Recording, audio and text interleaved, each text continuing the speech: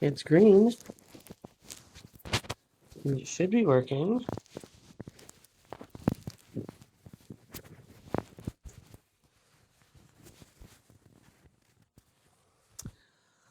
Um, 1, 2, 1, 2. It should be showing as a built-in mic. And it is. Aha! Yay! I got the mic to work. God, that was annoying. All right, I think I'm ready to do the thing. This is the thing that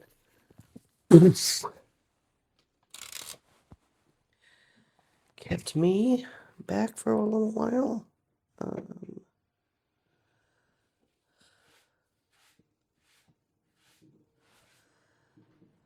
Turn this down. Don't need volume coming out of there.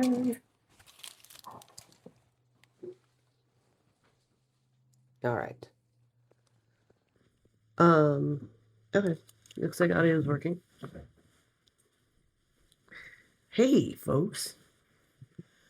So today I'm going to stuff the sausage. It's a bunch of things to talk about here. I don't want anybody to be intimidated. This was the thing I made when I started making sausage. I made just patties for a good amount of time before getting into stuffing it into casings. I was intimidated by that, and I had never done it growing up with my dad. I don't know, just like hunting, I guess sausage making was for boys until I took it up later in life, and then he was really supportive and started sending me stuff like this sausage stuffer, which is like a hand cranking stuffer with a 5-pound bin. So I got the Italian out. I'm going to stuff the Italian today. I did get more pork to add to the breakfast sausage. I tasted the Italian, and the proportions are right for the seasoning, so I don't have to mess with that. I didn't fail the math on that one. The casings I'm going to be using I got from the sausage maker. They're hog casings. They're soaking here. That's something you do have to do. They're packed in salt when they arrive, and you gotta soak them for like 15-20 minutes to soften them up, and then I'll show you what to do to rinse them out before we start actually stuffing. It's okay to let the meat warm up a little bit. If you do this part too cold, unlike you want it really cold for the grinding, it can make the casings easier to explode. I did buy, I was going to bring that out here and I didn't. I do have a stuffer attachment for my KitchenAid, and that was a huge pain in the ass, and this is a million times easier, this device, but that was also my first time. So you kind of got to factor that in to whether, you know, it's that bad a thing or not as a device. I am going to wear gloves to put the sausage into here, not for any other reason than it'll save some time to not have to go wash my hands in between. I can just rip these off. I've got this attached to my table with a clamp. I got these clamps at, I don't remember, Dollar Tree or something not too long ago. I had woodworking ones my husband had that are like, I don't know, 3 feet long. And I was pretty excited to find these ones. I can clamp this to my table and then work the lever to hold this down, because you're cranking it and pushing the meat through.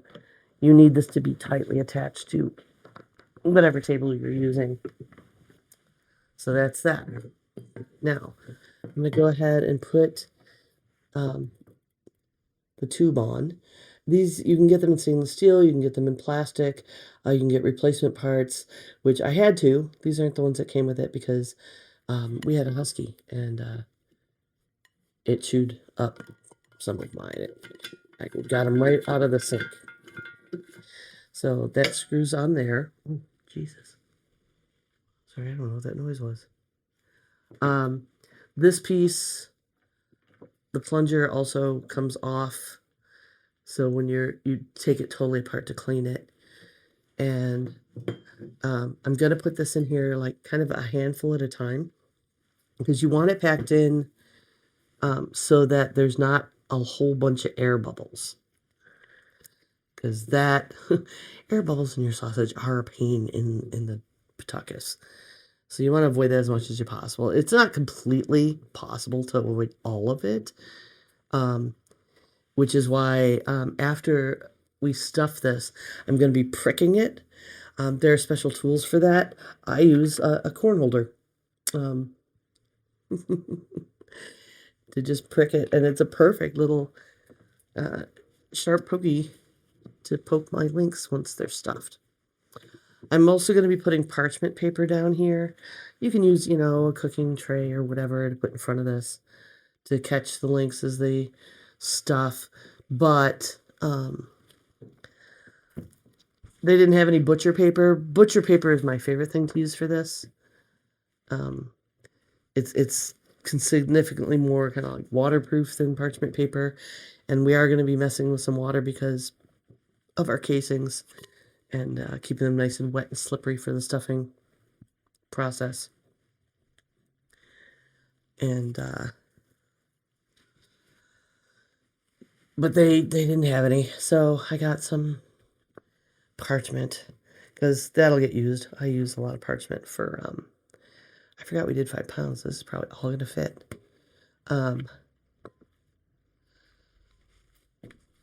I'll use it for baking and, you know, whatever after. So we don't want that stuff completely complete at the top, but this is close enough. A little's going to squish out of the top. No big deal. Like I said, any little loose stuff you can just cook up and eat. And let's get this up here. Do I need the glove anymore? Ta-da! Those are nitrile. I like them better than vinyl or latex. Rob got them for 3D printing. So we're going to get this going. And you want to go really, really slow at the beginning. And we're going to see the sausage start to come into this tube. And we want to get it close to the end before we start stuffing. Again, to avoid air pockets. An air pocket in the first end isn't that big a deal. We're going to tie a knot there. So I was so intimidated by this process, and I was so excited. They said it was a little pain in the ass with the KitchenAid attachment, but you know, it did work. And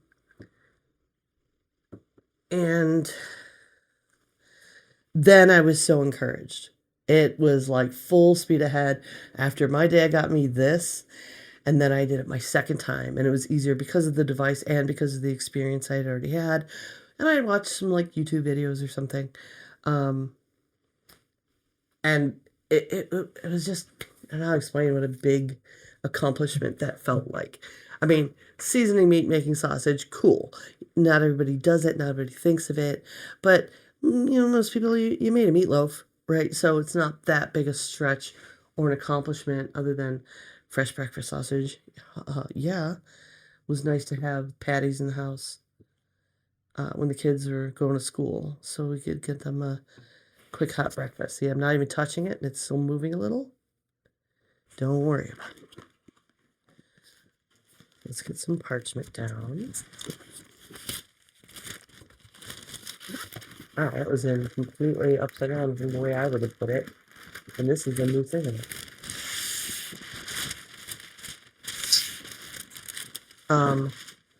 You kind of slip this under the grinder a little bit. I'm going to do a bit extra.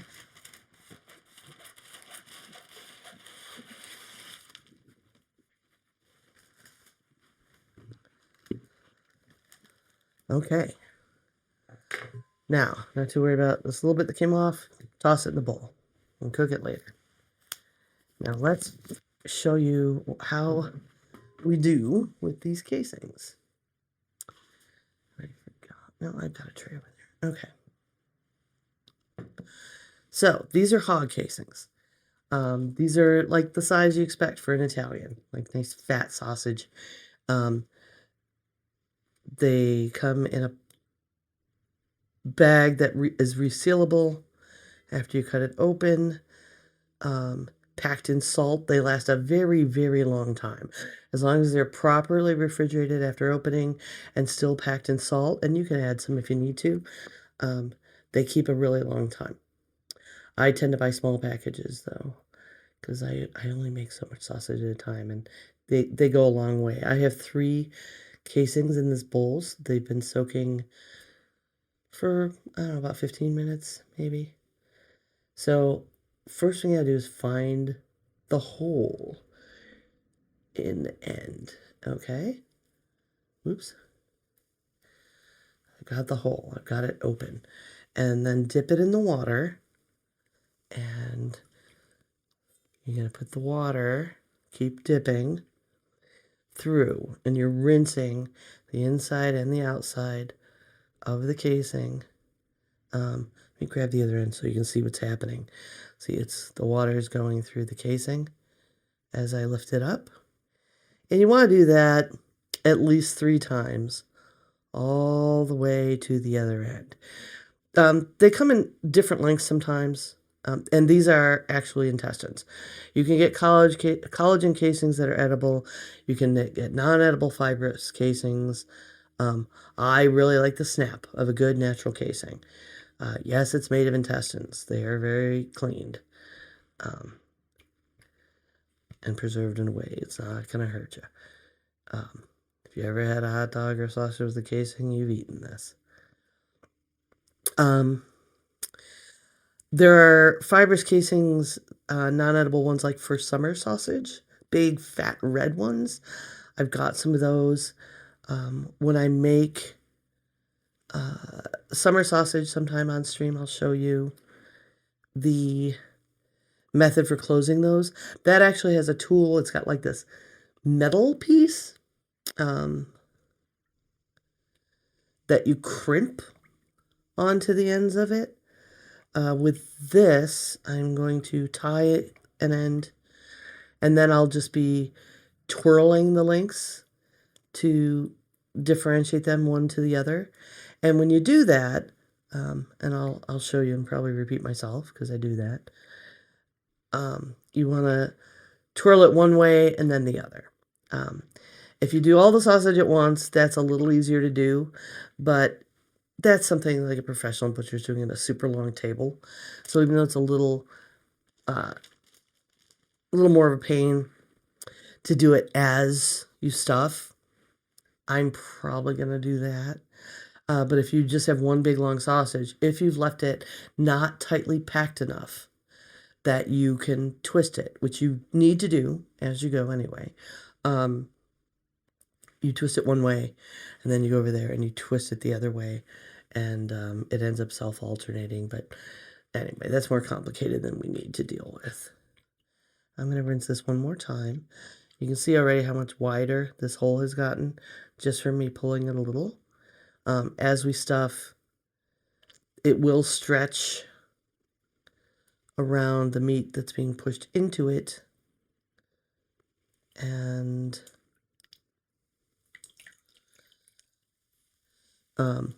it's just kind of looking at it and knowing about the size you want it and getting a feel for how much it can stretch. Because breaking, kind of sucks. Okay, so I'm going to put this on here. I'll show you how to put this on here. Wet your nozzle. Nice and wet. And that will help. And we're going to put the whole casing on.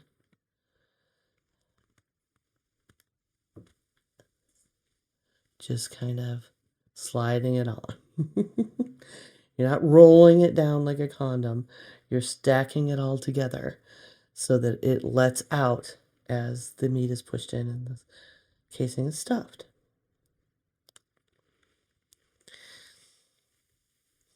I can't tell you how great an accomplishment this was for me. It really sticks with me.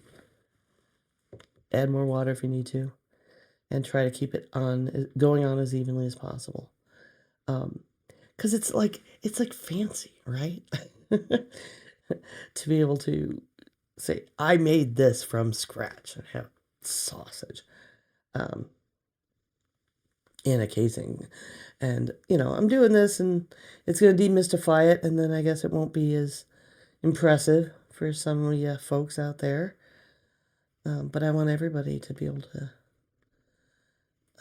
enjoy doing it from scratch. So I'm leaving a bunch on the end so that I can tie a full knot in this. I'm going to tie it right up against the end of the tube. You see there's a little bubble. That's fine. No worries. You want this one nice and tight. Don't worry, you shouldn't have to double it. Doubling doesn't really make a difference. And we're going to start stuffing. I'm going to scooch over because I have to. This is really great to have a partner for, someone to help you. I've got my son to help me a couple times, but mostly. So this whole casing's on here. And just kind of hold it loosely just so it doesn't shoot out super fast and thin. And then you've got a thin sausage, but the casing isn't stretched to where you get a nice snap. So that looks about the size I'm after. And I am going to poke it. The rest I won't poke to the end, but because of that air bubble in the front end, I want to do that. So let's go. And it's not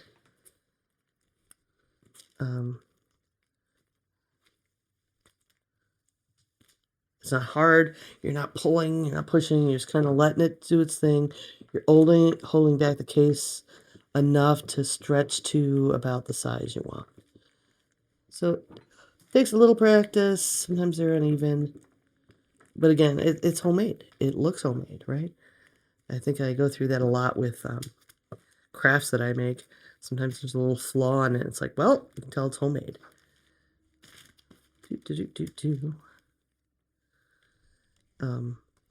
I'll snip that off at the end. Okay. I really wish I had butcher paper. So I'm going to go ahead and do about 2's worth there. Hold that. I can tell you about here. Pinch a little first. And then we're going to flip it over.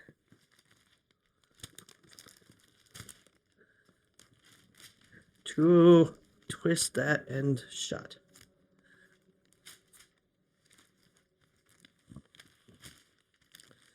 Okay. I think I've got enough of them now that I can start to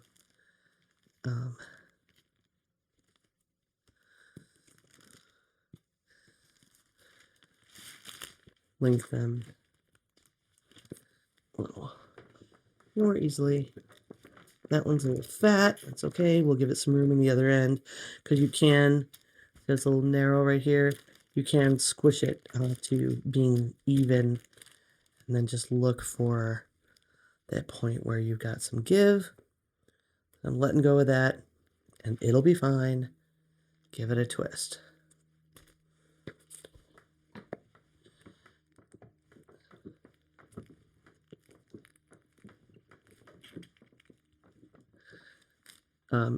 Air is starting to build up in here. Again, don't worry about it. We're gonna be able to fix all of that at the end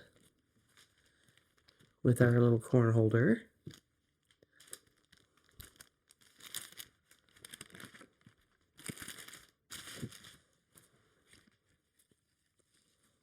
Even that out. Yeah, see, if it was butcher paper, this would be sliding over more easily on its own. And maybe even going a circle so that I could wait and twist it later. But the parchment will do.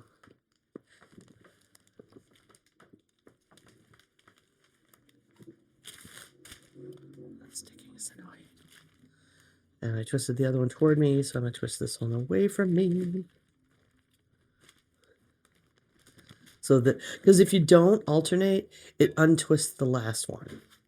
And then once the links, sit and dry out a little bit, all those twists make the end of your sausage. You don't have to tie a knot between every one. The knots are kind of just for the end.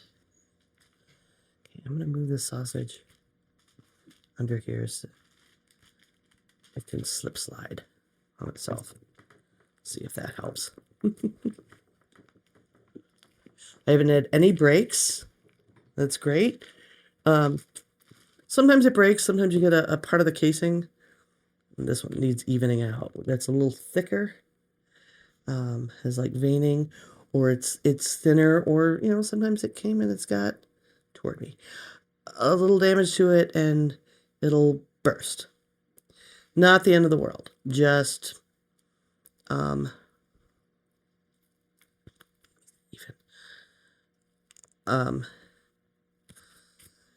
just start again. Pull off the broken part, tie a knot, take the sausage that was, in that part of the casing, throw it in the bowl for your little scrap patty that you're going to eat later. Chef's choice, right?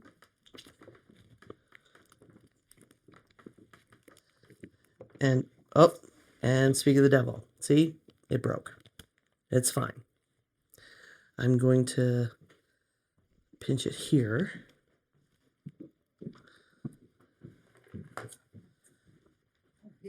Cut it. Squeeze that sausage out. Put it in the bowl. I'm going to go ahead and tie this one. It'll just be a mini one.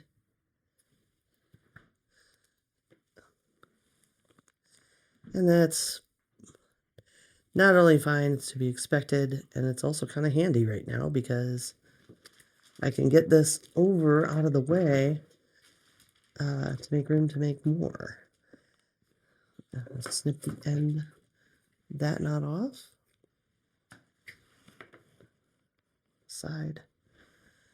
And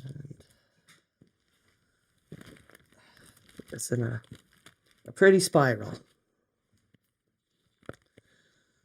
Over there. Look at that. Looks like I'm a pro or something. I'm not. Okay. Let's squeeze a little more of this out so I can tie a new knot. I'll take this opportunity to get some of this air out. Air is and will build up back here.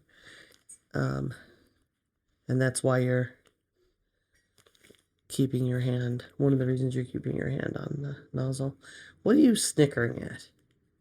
All the stock of sausage and air buildup and so on.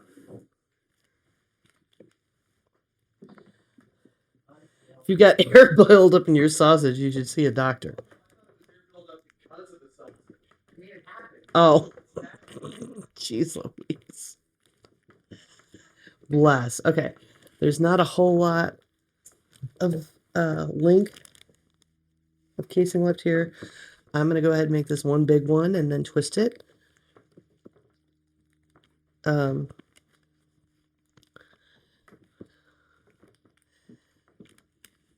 So I am understuffing part of it because it's going to need some room to do the twisty. Okay. I'm going to stop there. I've got casing about up to here still, back on the nozzle. But I want to give it room to tie a knot. All these uneven bits are going to be hand squished into an even sausage. There's a big air bubble right here. And when we do our pricking, I'll show you how to do that. It'll get all those air bubbles out. Okay. not a whole lot left in there. I soaked 3 casings. I'm not gonna need more than 1.5, I think.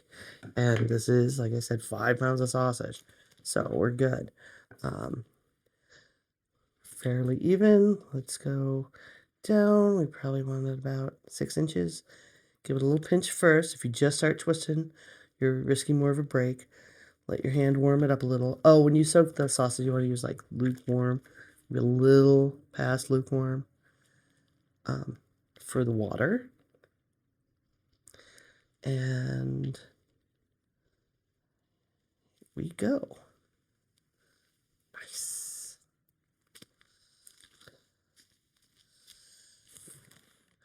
I'm going to take your corn holder and, it's 2 or 3 per sausage.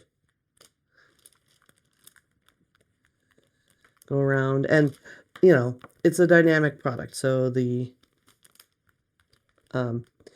air will shift to get out. It wants to get out. You don't have to go looking for little air bubbles to get this sorted.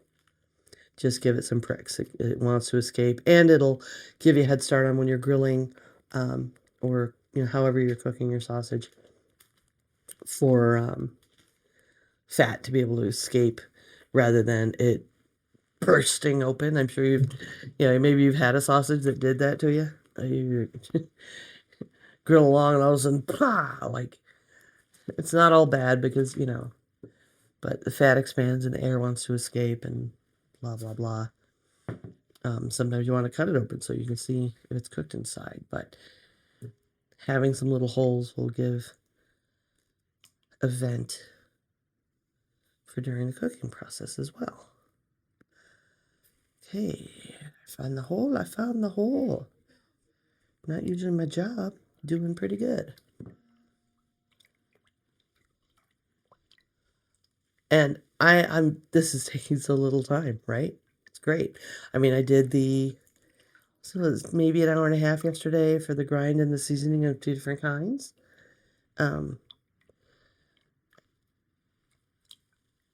And you could stuff it right away if you wanted.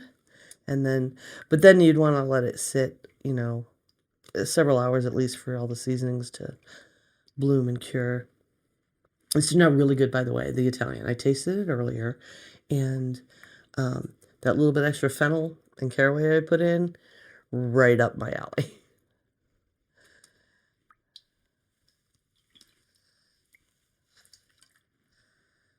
One break is really good, by the way. I have a lot of practice. Not recent, but a good amount of practice. So don't get discouraged if, you get some breakage, more breakage than that.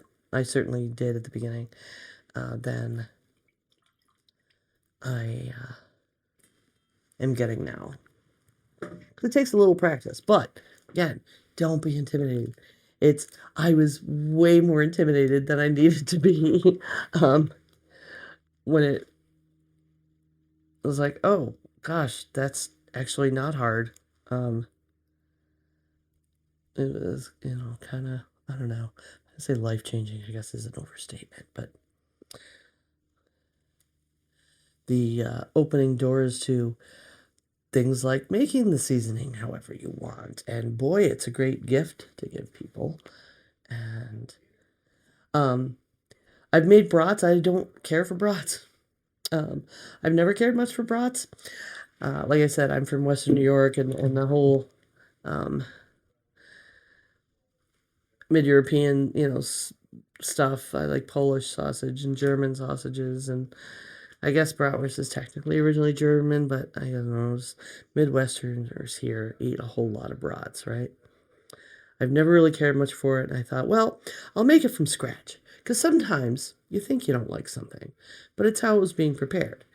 And I know my store-bought sausage experience isn't very good down here, because I don't have small producers I'm familiar with to get what I like. And I didn't like it. I still didn't even like it homemade. It's got fillers in it. There's a sausage I'm going to make coming up before too long that has some fillers in it, but it's like, I forget the term for it, but it's basically like breadcrumbs. Brats use like soy and powdered milk and like a kind of, I don't know, a lot of fillers. I didn't like the texture. I found the flavor really bland. I mean, the spicing on brats is so bland. And it's like, well, I guess that's why you have to cook them in beer and all this other nonsense. That you don't have to treat other sausages that way because it's got delicious spices. Now, here's another. You can make them as long as you want, right? You could make casserole long size one if you want to cook it in, like with Polish sausage, cook it in sauerkraut. Whatever bun lengths you want. If you're making your own buns, you can make little bitty ones. You can make, hopefully these are about the size of the buns I got today because this is going to be dinner. We're going to have Italian sausages.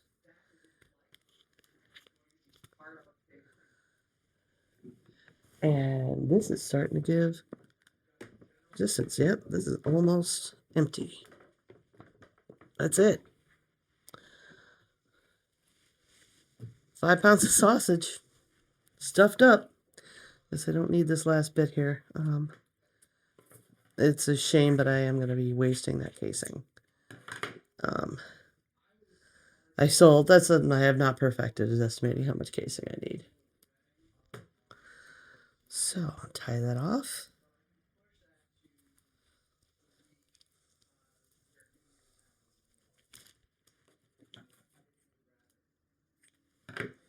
Prick it.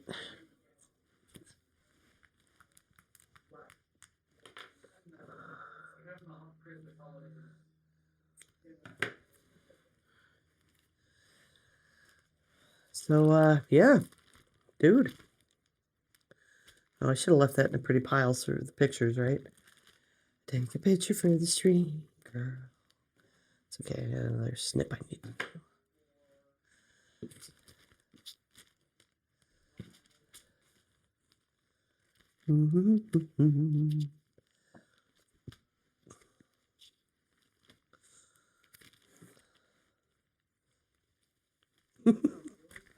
How the sausage is made. From beginning to end. Okay, this one's kind of big. It's fine. Ooh, it came untwisted. Oh no. Just 2 or 3 twists. And we'll be good. That one's still twisted, I'll give it another one anyway.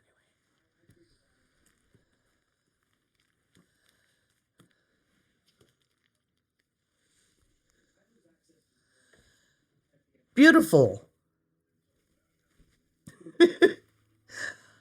It was like a really short amount of time, right? And 5 pounds of sausage. I'm not going to do the breakfast today. I guess come into the Discord and let me know if you want to see me stuff the breakfast sausage. It's the same process, but to do it all right now, I'd have to clean all this out and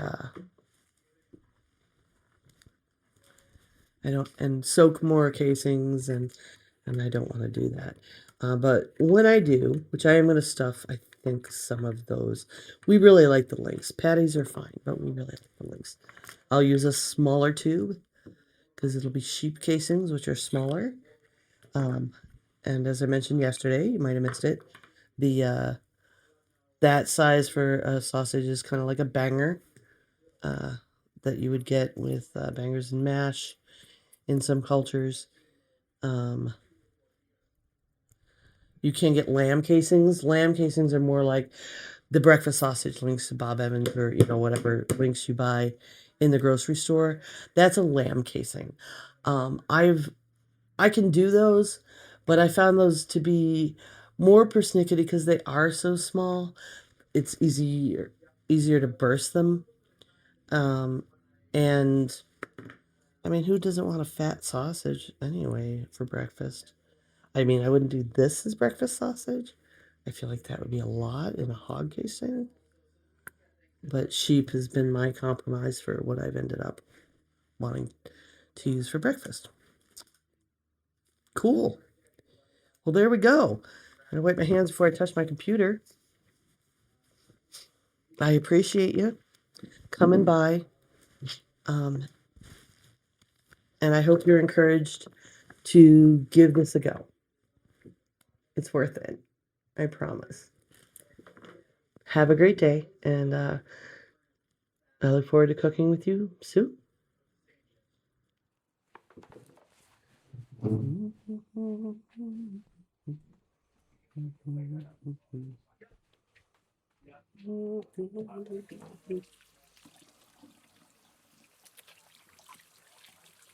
Time to get out the nail brush.